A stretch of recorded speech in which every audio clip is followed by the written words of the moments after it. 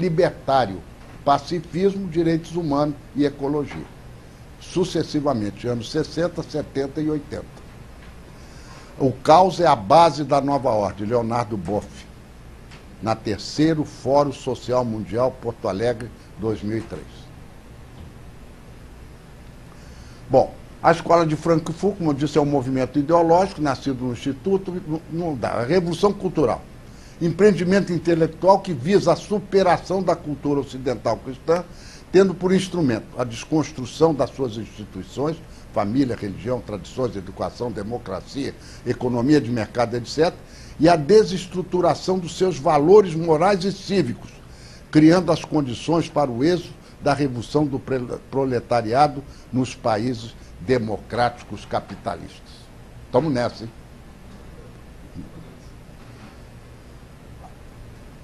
A filosofia, o desconstrucionismo, vou passar adiante, porque aqueles que tiverem a apostila, vão passar adiante, porque o meu tempo é pequeno. Mais adiante, a teoria crítica, pós-moderna. A contracultura que nasceu no movimento hippie, que é a cultura alternativa. Forma alternativa de cultura que questiona e rejeita os valores práticos culturais vigentes. Tudo é bobagem. A formalidade é bobagem, usar roupa bonita é bobagem, usar gravata é bobagem, o cumprimentar, a educação, perda de tempo. Então, tudo isso é o desconstrucionismo. Destrói tudo isso que a burguesia inventou durante 2000 anos e acaba tudo. Acaba tudo. Bom, a revolução anarquista, que eu quero chamar a atenção, que não é marxista, mas o nome está dizendo é revolução, é parecido, o modelo é muito parecido. Só que eles não têm um partido vanguarda e, portanto, o movimento é um pouco caótico, um pouco desestruturado, mas funciona assim. Um movimento anarquista mundial que hoje está estruturado, entre aspas, em rede, inventaram essa expressão, isso é, o conjunto das ONGs no mundo inteiro que são anarquistas e que se reúne todos os anos no Fórum Social Mundial, começando por Porto Alegre. Esta organização em rede hoje reúne mais de 8.000 ONGs no mundo inteiro. Nos fóruns de Porto Alegre tem reunido da ordem de 3.000 ONGs internacionais, fora as brasileiras. Então eles fazem acumulação de força nesse proselitismo público. Hoje em dia, os senhores veem todas as demonstrações, protestos, arruaças, quebra-quebra, incêndio, etc., no mundo inteiro. Estejam atentos no noticiário para verem as bandeiras negras, sempre tem a bandeira negra e bandeiras vermelhas também. Bandeiras negras e no emblema do anarquismo, que é aquele círculo com traço assim e dois traços assim. Já viram isso? Já? Tem camiseta aí para comprar, tem adesivo, se vocês quiserem, pode comprar. Mas se vocês virarem esse emblema de cabeça para cima, é o Cristo crucificado. É o Cristo posto de cabeça para baixo. Não é interessante? Então, olha o significado. É um Cristo crucificado de cabeça para baixo. É a inversão dos valores. Os objetivos do Fórum Mundial, isso eu tirei de entrevista de um camarada. Esse camarada, José Correia Leite. Então, estejam atentos às entrevistas, porque a gente aprende nas entrevistas. Isso está no caderninho aí. Os objetivos do Fórum Mundial, é o objetivo do anarquismo atual, é isolar os Estados Unidos da América, que é o demônio, o Satã do Norte. O Satã tem que ser... Apaga esse cara porque ele está atrapalhando. Então, buscar a substituição do neoliberalismo pelo socialismo libertário. Então a luta aqui não é contra os Estados Unidos, é contra isso aqui. O chamado neoliberalismo. Mudar o mundo, a transição para o socialismo libertário ou o anarcocomunismo. E substituir a Terceira Internacional, isso é, a Internacional Comunista Soviética, por ela própria, que eles se autodenominam da Internacional Rebelde. Então repare que os objetivos do anarquismo não são interessantes. Bom, aqui é uma demonstração do anarquismo, juntou com a escola de Frankfurt e com o gramscismo. eles montaram uma frente única mundial interessantíssima. A Escola de Frankfurt, que faz a Revolução Cultural, os anarquistas que vêm da Revolução Espanhola aderem à Revolução Cultural. E essa revolução se expressa na mencionada Revolução da Sorbonne, e hoje, isso em 68, e a partir dos anos 90, do colapso soviético, hoje eles embarcam também no processo de Gramsci. Então isso é uma sopa ideológica caprichada, porque ela tem gosto saboroso. E, finalmente, essa é a criação que eles chamam a Internacional Rebelde, declarada em 1999. A segunda Internacional, que originalmente, na primeira Internacional, era revolucionária, hoje, e criou a segunda Internacional, hoje é os sociais-democratas. Portanto, abandonaram, fizeram a revisão, daí o revisionismo, o nome, de abandonar o marxismo e aderir à democracia ocidental. Por isso eles funcionaram na Europa e o comunismo não. Bom, essa é o revolucionário heterodoxo, que imita a revolução leninista. Eu estou citando isso daqui porque os populistas, socialistas populistas, ou lá o nome que quiserem dar, bolivariano, sei lá que nome outros têm, na realidade, eles são revolucionários e imitam, seguem, e por isso nós pensamos, equivocadamente, que eles são comunistas.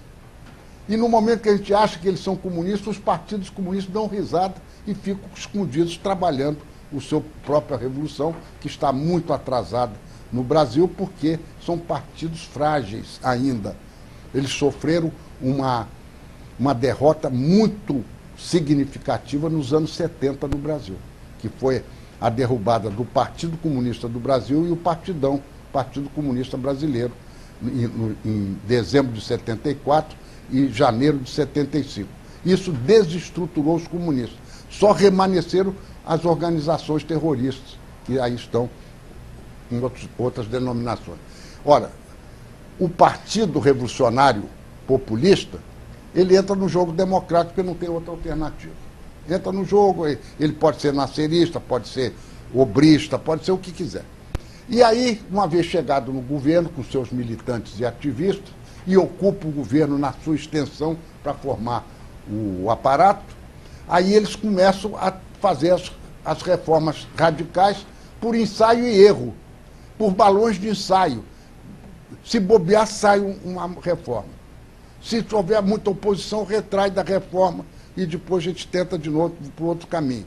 E assim vão. E isso pede tempo. E, portanto, tem que ter uma reeleição, 2 reeleições, 3, 4, 5, 6, e, se possível, passar 20 anos, que alguém já disse que quer passar 20 anos no governo, porque para realizar isso daqui, até chegar o momento da crise, a ruptura e a tomada do poder, seja pela forma cruenta ou incruenta.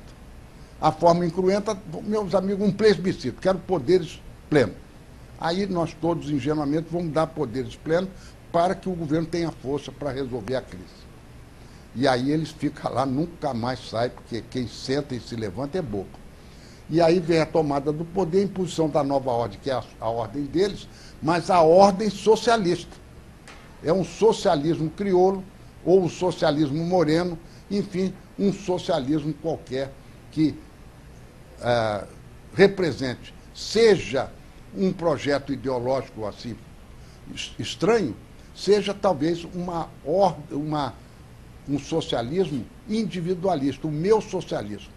Socialismo do Chaves, do Evo Morales, o socialismo que foi tentado por Brizola e, quem sabe, será tentado por outros próceres do nosso país. Então é isso que está aí. Isso é só para mostrar que, não é para dizer não, mas eu acho que é o que está acontecendo aí no Brasil hoje. Hein? Não, não, eu só estou olhando assim, é engraçado, parece que eu já vi isso. Eu estou vendo. Está aí. Então, o movimento... Bom, isso não interessa no momento. Passa adiante só para mostrar. Isso é a origem do comunismo no mundo, é uma parte histórica. O Manifesto Comunista de 48, 1848, que dá origem, Trabalhadores do Mundo Univos. a criação da primeira Internacional em 1864 e ela explodiu em 1876 era um saco de gato, era um conjunto muito heterogêneo que acabou fracassando. Dela nasce a Segunda Internacional Socialista, em 89, e termina em 1923, depois da Primeira Guerra. Nesse meio tempo é criada a Internacional de Viena, que foi chamada Internacional 2,5, porque a Terceira Internacional surgiu com a vitória soviética da Revolução Bolchevista em 17. E essa internacional durou de 1919 a 1991, com o colapso soviético. E nesse meio tempo, em 1919, a Internacional de Viena tentou restabelecer a unidade do movimento proletário internacional. Mas isso foi uma aventura de insucesso. E, finalmente, por dissidência interna, em 1938, Trotsky rompe, aliás, é rompido na União Soviética e cria a Quarta Internacional, antes de ser assassinado no próprio ano de 1938, no México. Esses são os trotskistas. Então, essa é a história do internacionalismo comunista no mundo. E esse é a Internacional Comunista hoje, com 4 tendências, ou inteligências, porque não tem mais um país patrocinador, como teve na União Soviética. Então, nós temos uma internacional stalinista, que é remanescente da Terceira Internacional e da própria União Soviética.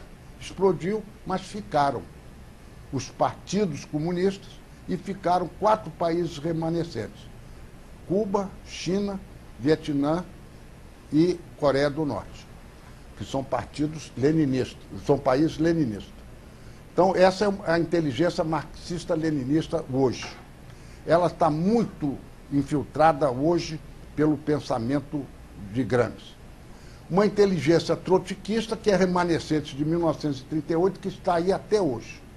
A linha mais importante dele é a linha posadista, que é da América Latina. Existe uma inteligência marxista-gramscista, que eu chamo de Quinta Internacional, entre aspas, porque eles não se dão esse nome, dos movimentos, entidades, ONGs e partidos ditos democratas, no mundo inteiro. E, finalmente, o anarco-comunismo ou internacional rebelde, na verdade, é o renascimento da Primeira Internacional, com entidades promotoras e comunidades alternativas, que é a chamada rede internacional. Tem mais alguma coisa? Ah, sim.